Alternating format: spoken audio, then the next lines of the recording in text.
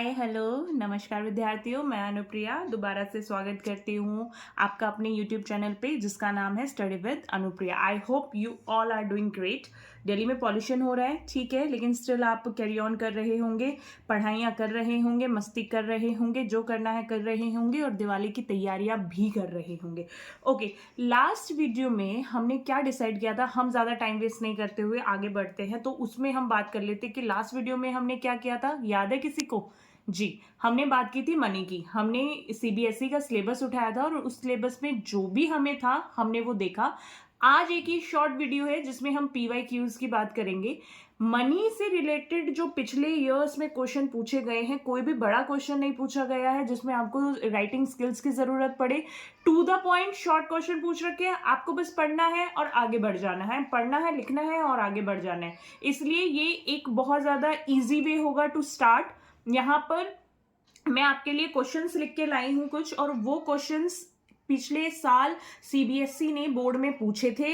आज हम उनको डिस्कस कर लेते हैं, क्या देख लेते हैं हम जो पढ़ रहे हैं वो ठीक पढ़ भी रहे हैं या नहीं पढ़ रहे हैं। आपको प्रूव करा देते हैं कि जो हम पढ़ रहे हैं वो बिल्कुल ठीक पढ़ रहे हैं। सो फर्स्ट क्वेश्चन है जो रिसेंटली 2023 में पूछा गया था। 2023 या 22 में एक दो क्वेश्चन और अलग अलग थे, अलग अलग सेट में, अलग अलग भाषा में थे। ये एक सैंपल है, ठीक है। ये जो मैं आपको बस ये प्रूफ, थोड़ा सा आपकी प्रैक्टिस हो जाए और ये प्रूफ हो जाए कि हम अच्छे से पढ़ाई कर रहे हैं, हम रेलिवेंट कंटेंट ही पढ़ रहे हैं, इसलिए ये केवल कुछ क्वेश्चंस है। आप इन्हीं क्वेश्चन के बेसिस पे और क्वेश्चंस की प्रैक्टिस कीजिए, और अगर आप चाहते हैं कि मैं और ज्यादा क्वेश्चंस प्रोवाइड करूं तो प्लीज मुझे कमेंट सेक्शन में बता दीजिए, फिर मैं उस हिसाब से आपके और क्वेश्चंस प्रिपेयर कर लूंगी।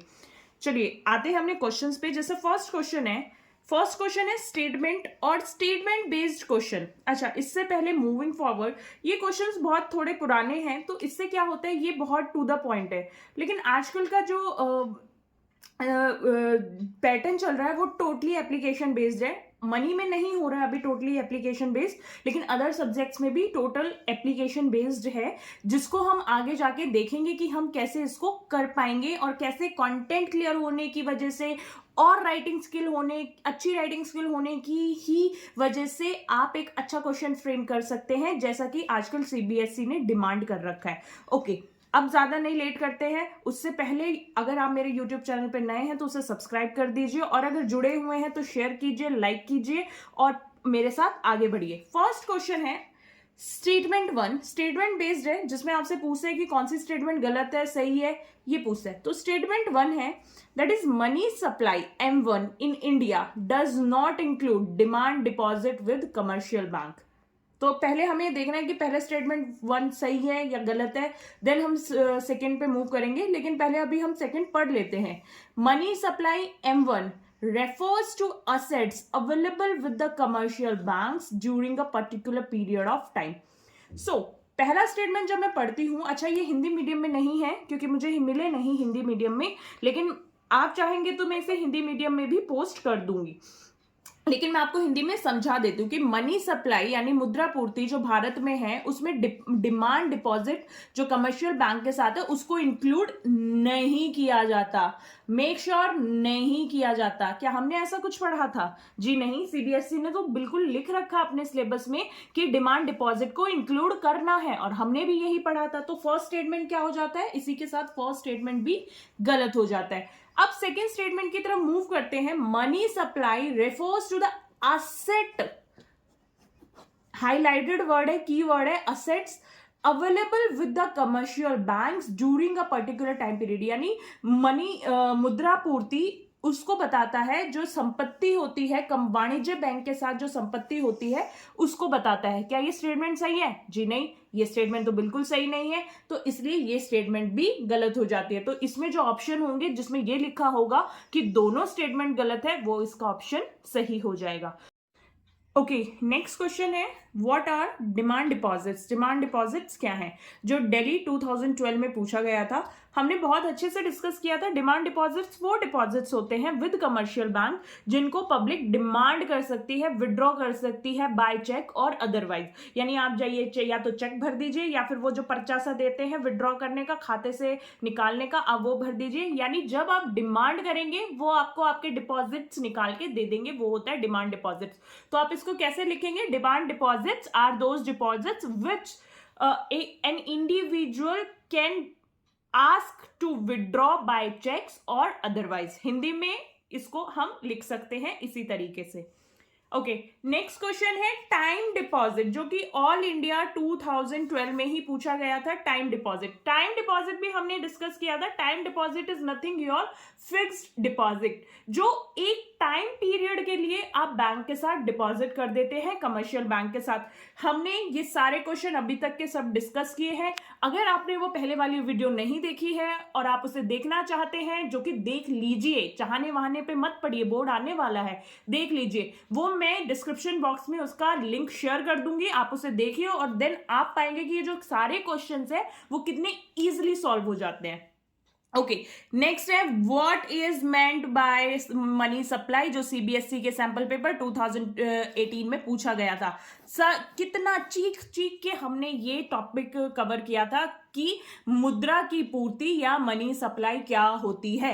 आप इसको ये शॉर्ट, अच्छा ये जितने भी क्वेश्चंस हमने डिस्कस किए हैं ये सारे शॉर्ट में पूछे गए हैं, ईदर फॉर 1 मार्क्स और 2 मार्क्स। तो इसमें आपको या तो 2 लाइन्स लिखनी है या 3 लाइन्स लिखनी है, इससे ज्यादा नहीं लिखना है, वेस्ट ऑफ टाइम होगा। बस आप टू द पॉइंट स्टक रहिए। जैसे यहाँ पे पूछा है व्हाट इज मनी सप्लाई, तो आप लिख दीजिए मुद्रा पूर्ति एक अर्थव्यवस्था में एक समय पर लोगों के पास होने वाली मुद्रा को कहा जाएगा मुद्रा, मनी सप्लाई। इसी तरीके से आप इंग्लिश में लिख दीजिए कि money supply is a money held by the public at a particular time period.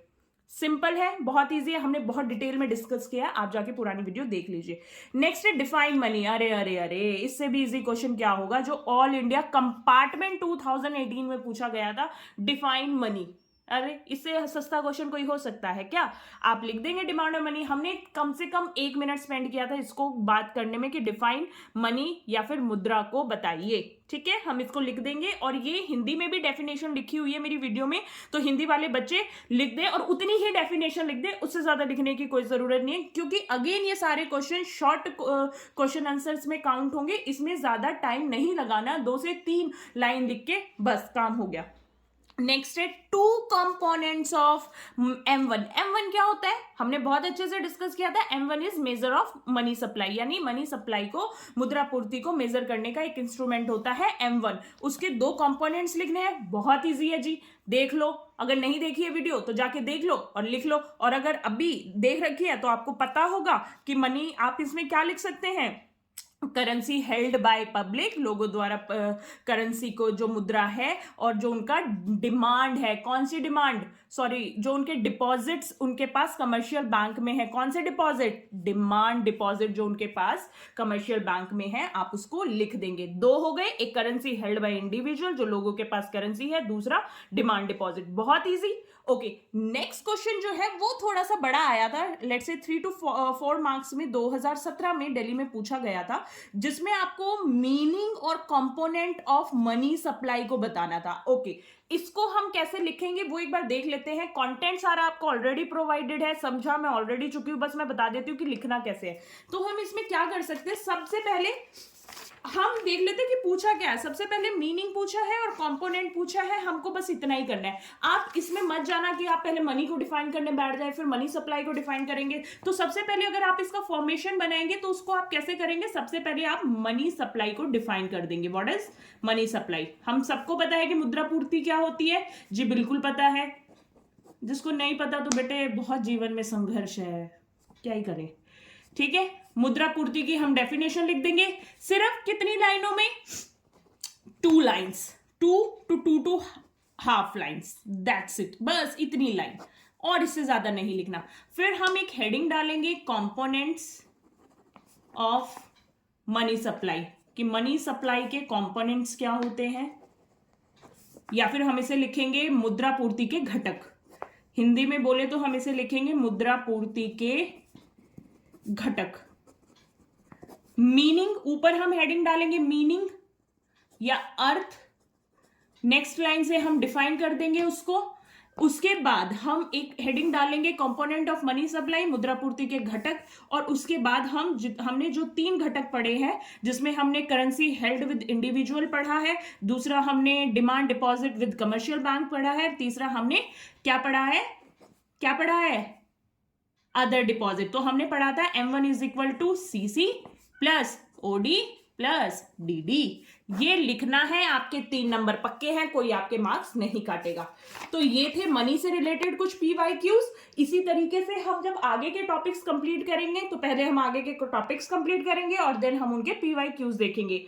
अगर आप चाहते हैं कि मैं और क्वेश्चन आंसर्स की प्रैक्टिस कराऊं तो प्लीज आप मुझे कमेंट सेक्शन में लिख दीजिए। नेक्स्ट टाइम जब हम मिलेंगे एक नए कॉन्सेप्ट्स के साथ मिलेंगे और उसके हम देखेंगे कि उसका सिलेबस क्या है, उस कॉन्सेप्ट को हम क्लियर करेंगे, उसके बारे में इतने अच्छे से समझेंगे कि डायरेक्ट क्वेश्चन आ जाए या इनडायरेक्ट आ जाए, एप्लीकेशन बेस्ड आ जाए, कुछ आ जाए, हम उड़ा देंगे उस क्वेश्चन को और उसके बाद हम उसके PYQ देखेंगे। तब तक के लिए दिल्ली प्रदूषण से बच के रहिए, अपनी हेल्थ को ठीक रखिए क्योंकि बोर्ड आपके आ रहे हैं, एग्जाम आपके आ रहे हैं। दिवाली फेस्टिविटीज में बहुत एंजॉय कीजिए, खाइए पिए और साथ में मेरे साथ बने रहिए।